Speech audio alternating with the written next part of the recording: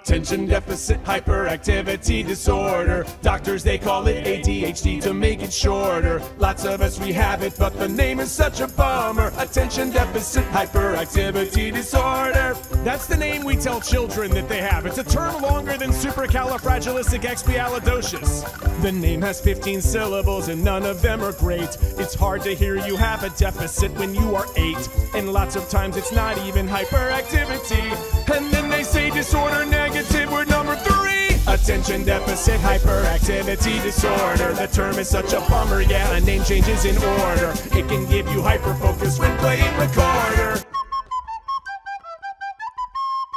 I guess we could just say it backward, which is retro city tivit carapi tisifed noit neta, but that's a bit extra, don't you think? We live in a world that is increasingly PC. We've changed the names of lots of things to be less judgy. So why is this thing in my brain still called ADHD? Let's maybe think of something with more positivity. Attention Deficit Hyperactivity Disorder. I admit that I have trouble keeping things in order, but our brains are special and in many ways intact. My neurodiverse brain can turn the song into a rap. Yeah, dum-diddly-dum-diddly. How about some history? Actually, it had a different name before ADHD. In 1903, the name was even more deplorable. Morbid defect of moral control? That's horrible. In the 60s, changed the name, but it still wasn't good.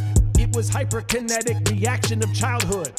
It got changed again into the name that we have now, but we're learning that it's less behavioral and more how we all learn. Because most of the learning of today is for one type of brain that sees the world a different way.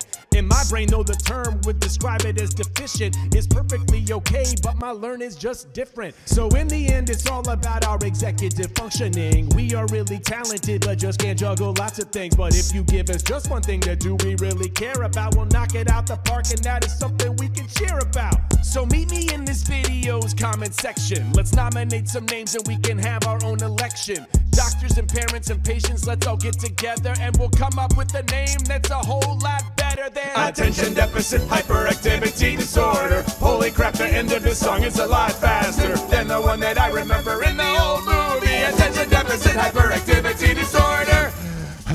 Attention Deficit Hyperactivity Disorder.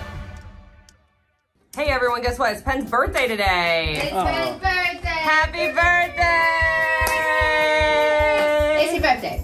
Thank you, baby. By the way, we do think ADHD is awesome. It's just a name. We need a rebrand. Right. But it's like, look how awesome your brain is. Thank you. That's why you're here. And you have to put up with it sometimes, and it does take a support group, right?